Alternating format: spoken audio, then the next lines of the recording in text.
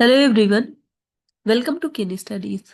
आज है 31 दिसंबर और आज के करंट अफेयर सेशन में हम जिन टॉपिक्स को कवर करेंगे वो टॉपिक्स हैं सस्टेनेबल डेवलपमेंट रिपोर्ट 2025। इसके साथ ही हम देखेंगे डीप स्पेस एक्सप्लोरेशन मिशन जो है इंडिया के वो। देन हम देखेंगे नाबार्ड के बारे में। इसके साथ ही हम देखेंगे national council for cement and building materials के बारे में। हाल ही में ये जो ऑर्गेनाइजेशन है एनसीबी ये काफी चर्चा में रहा है। देन हम देखेंगे रिपब्लिक ऑफ सोमालीलैंड के बारे में। और लास्ट में हम देखेंगे चर्चा में रहा वलनाडु वाइल्ड लाइफ सेंचुरी के बारे में। तो शुरू करते हैं। आज का फर्स्ट क्वेश्चन ये रहा आपका first question. Consider the following statements regarding sustainable development report 2025। यहाँ पर जो सतत विकास रिपोर्ट 2025 है उससे संबंधित कुछ कथन दिए गए हैं जिन पर आपको विचार करना है। फर्स्ट स्टेटमेंट है it is an official annual report published by the United Nations General Assembly to track SDG progress. And second statement is the 2025 edition prioritizes the theme of reforming the global financial architecture to achieve SDG targets. And third, India's entry into the top 100 rankings for the first time is primarily attributed to its significant progress in climate action and press freedom. आप ध्यान रखेंगे climate action जो है ये SDG 13 में वर्णित है और प्रेस फ्रीडम संबंधित है एसडीजी 16 से। आपको बताना है कि जो सस्टेनेबल डेवलपमेंट रिपोर्ट 2025 है इससे संबंधित यहाँ पर कितने ऐसे स्टेटमेंट्स हैं जो कि इनकरेक्ट है।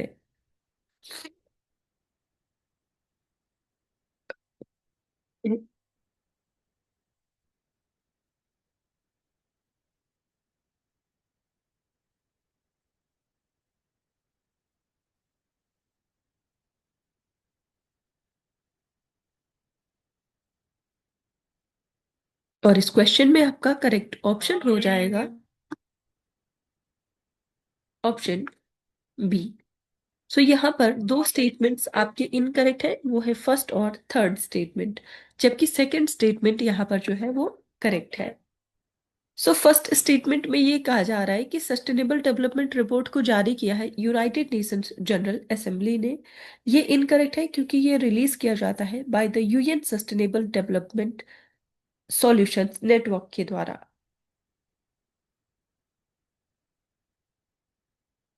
आप यहाँ देख सकते हैं डिटेल में the sustainable development report is released by the UN sustainable development solutions network, जो कि एक इंडिपेंडेंट बॉडी है, not directly by the United Nations General assembly.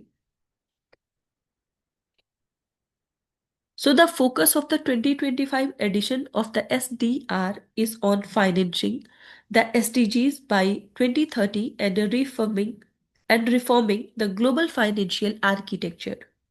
So, this reflects a growing global consensus that existing financial systems are adequate for meeting the ambitious 2030 agenda. India की बात करें तो पहली बार ऐसा हुआ है कि इंडिया टॉप 100 में है और इंडिया की रैंक है 99। So the report highlights that its progress was notable in areas like digital infrastructure जो कि एसडीजी 9 से संबंधित है, health care SDG 3 and electricity access SDG 7। So India faces significant challenges in climate action and press freedom, which are areas of concern, not progress. आपने देखा कि जो sustainable development report 2025 है उसमें इंडिया की रैंक है 99। और आप ध्यान रखेंगे कि इसको पहली बार रिलीज किया गया था 2015 में। और जो संस्था इसको रिलीज करती है वो है United Nations sustainable development solutions network. बढ़ते हैं नेक्स्ट क्वेश्चन की ओर। Which of the following missions were launched by India as part of deep space exploration? सो यहाँ पर आपसे पूछा जा रहा है, निम्नलिखित में से कौन से मिशन हैं जो भारत के द्वारा गहन अंतरिक्ष अन्वेषण के अंतर्गत शुरू किए गए हैं? आपके ऑप्शंस हैं चंद्रयान 3, मंगलयान, निसार और एस्ट्रोसैट। सो नीचे दिए गए कोड्स का उपयोग करके आपको बताना है कि इनमें से कौन से मिशन हैं जो डीप स्पेस एक्सप्लोरेशन से संबंधित है।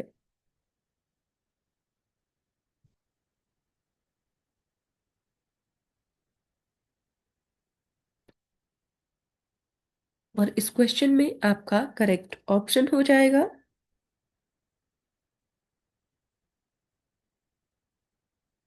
Option D. सो यहाँ पर जो चंद्रयान 3 है, मंगलयान और एस्ट्रोसैट, ये तीनों ही missions deep X space exploration mission से संबंधित है। आप देख सकते हैं। So, among the options given, only Astrosat, Mangalyaan, and Chandrayaan 3 qualify as Indian launched deep space missions. AstroSat की बात करें तो इसको लॉन्च किया गया 2015 में, and it is India's first dedicated multi wavelength space observatory, primarily for astronomical studies beyond Earth's atmosphere. साथ ही मंगलयान की बात करें तो इसको लॉन्च किया गया 2013 में, and it was India's first interplanetary mission, placing a spacecraft into Mars orbit, a significant feat in deep space exploration. Then next one is Chandrayaan 3। इसको 2023 में लॉन्च किया गया, and it marked India successful soft landing near the moon's south pole, establishing the country's capability in lunar exploration।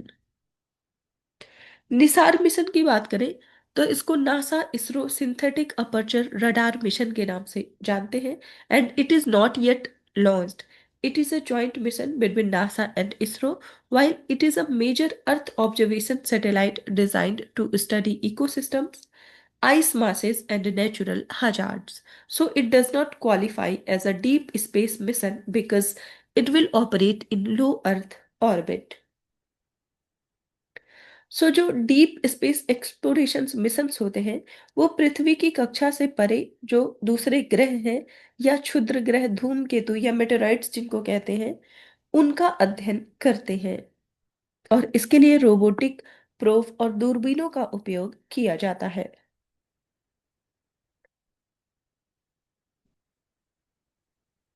बढ़ते हैं next question की ओर।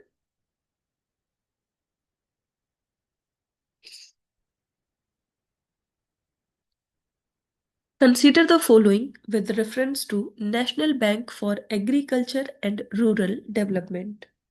सो यहाँ पर जो नाबार्ड बैंक है, जिसे हम राष्ट्रीय कृषि एवं ग्रामीण विकास बैंक के नाम से जानते हैं, उससे संबंधित कुछ कथन दिए गए हैं जिन पर आपको विचार करना है।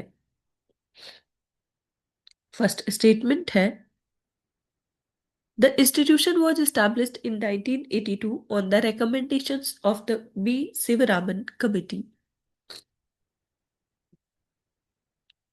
Second, it functions as an apex refinancing institution for non-agriculture, MSMEs, and urban development। और थर्ड स्टेटमेंट है, it is wholly owned by the government of India and private banks. और यहां पर आपसे इनकरेक्ट स्टेटमेंट्स के बारे में पूछा जा रहा है। आपको बताना है नाबार्ड से संबंधित यहां पर कितने ऐसे स्टेटमेंट्स हैं जो कि इनकरेक्ट हैं।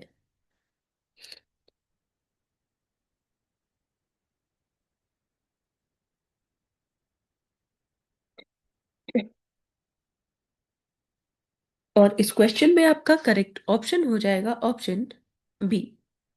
सो यहाँ पर आपसे इनकरेक्ट स्टेटमेंट्स पूछे गए हैं, और यहाँ पर दो स्टेटमेंट्स इनकरेक्ट हैं, वो है सेकंड और थर्ड, जबकि फर्स्ट स्टेटमेंट आपका करेक्ट है।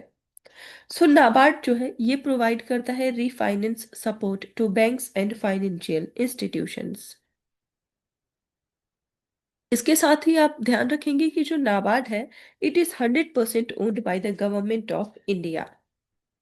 प्राइवेट बैंक्स इसको ओन नहीं करते हैं। आप यहाँ डिटेल में देख सकते हैं। So NABARD was formally set up in 1982 through an act of parliament, and its establishment was based on the recommendations of the committee to review arrangements for institutional credit for agriculture and rural development. So the committee was chaired by V. Sivaraman, a former member of the Planning Commission. And the objective was to create a dedicated apex institution for rural and agricultural credit. सो नाबार्ड जो है ये provide करता है refinance support to banks and financial institutions, and its core focus area include agriculture, allied activities, MSMEs, cottage industries and rural infrastructure. So it also plays a role in developmental and supervisory functions over rural credit institution. So through refinance and development initiatives, NABARD promotes sustainable rural development. And NABARD is 100% owned by the Government of India. RBI exited fully in 2018, and private banks do not hold any ownership stake in NABARD. सो आप ध्यान रखेंगे, ये एक statutory body है जिसको setup किया गया या एस्टैब्लिश किया गया 1982 में, और इसका हेडक्वार्टर है मुंबई, जिसको कंट्री के हम फाइनेंशियल कैपिटल के नाम से भी जानते हैं.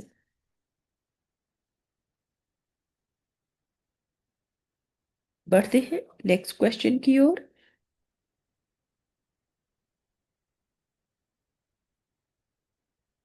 National Council for Cement and Building Materials functions under the administrative control of which ministry? सो हाल ही में ये जो एनसीबी है ये काफी चर्चा में रही है.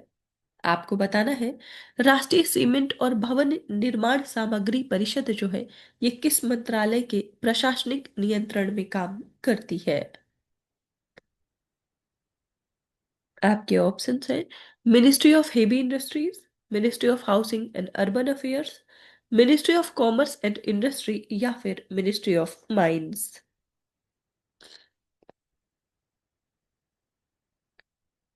और इस क्वेश्चन में आपका करेक्ट ऑप्शन हो जाएगा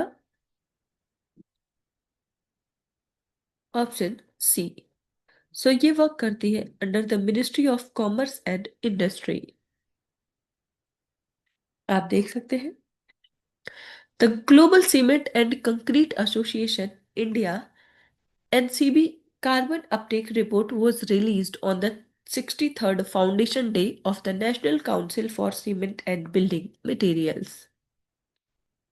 सो एनसीबी को स्टैब्लिश किया गया 1962 में as India's apex research and development organisation for the cement and building materials sector. इसके ऑब्जेक्टिव की बात करें तो इसका ऑब्जेक्टिव है प्रमोट करना scientific research and innovation related to cement manufacturing and building materials. ये वर्क करता है under the department of promotion of industry and internal trade, जो कि वर्क करता है under the ministry of commerce and industry in government of India. So हाल ही में ये जो global cement and concrete association India की रिपोर्ट आई है, एनसीबी कार्बन अपटेक रिपोर्ट, इसकी वजह से ये काफी चर्चा में रहा है. बढ़ते हैं नेक्स्ट क्वेश्चन की ओर.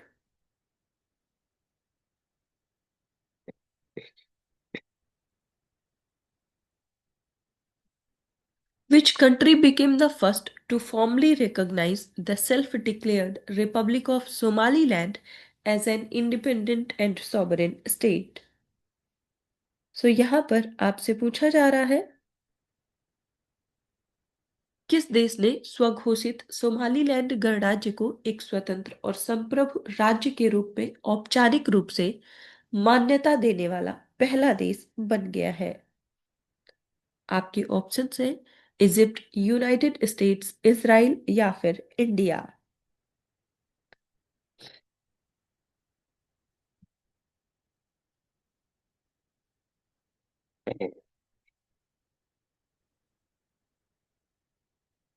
और इस क्वेश्चन में आपका करेक्ट ऑप्शन हो जाएगा ऑप्शन सी। सो ऐसा करने वाला जो कंट्री है वो है इजराइल।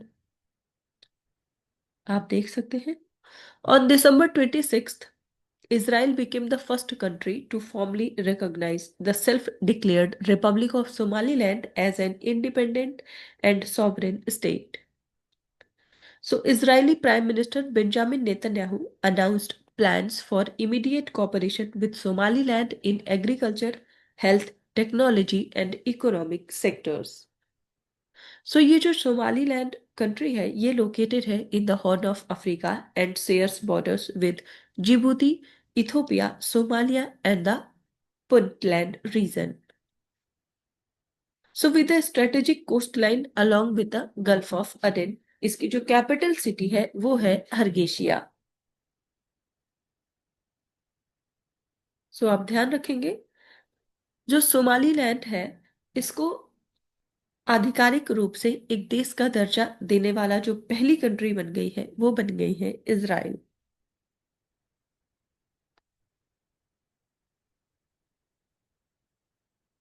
बढ़ते हैं नेक्स्ट क्वेश्चन की ओर।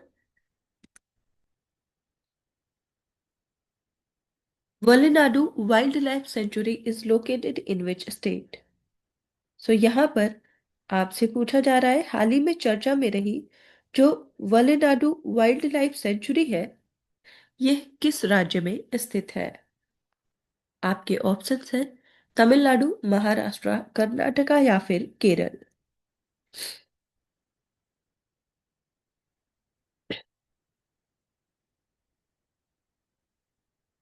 और इस क्वेश्चन में आपका जो करेक्ट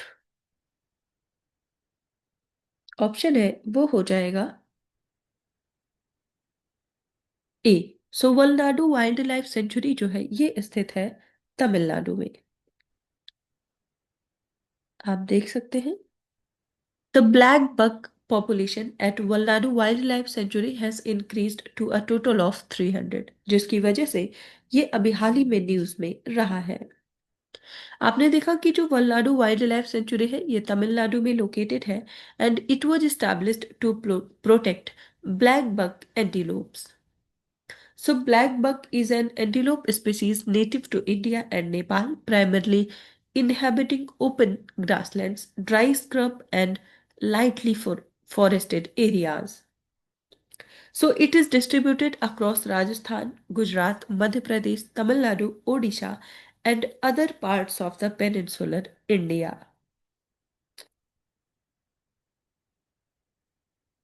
सो आपने देखा कि जो वलनाडु वाइल्ड लाइफ सेंचुरी है ये तमिलनाडु में स्थित है और इसकी जो एरिया है वो है 16.41 स्क्वायर किलोमीटर्स। सो आज के करंट अफेयर सेशन में इतना ही। Thank you for watching.